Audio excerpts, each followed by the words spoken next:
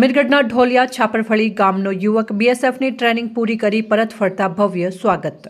અમીરગઢ તાલુકાના ઢોલિયા છાપરફળી ગામનો યુવક કમલેશ ભગાભાઈ ગમાર બીએસએફની ટ્રેનિંગ પૂરી કરી પરત ઘરે ફરતા ગામ લોકોએ ફુલહાર પહેરાવી ભવ્ય સ્વાગત કર્યું હતું, જેમાં આબુ હાઈવેથી ઢોલિયા છાપરફળી ગામ સુધી ડીજે સાથે રેલી કાઢી પોતાના ઘરે ફરતા ભવ્ય સ્વાગત કરવામાં આવ્યું હતું।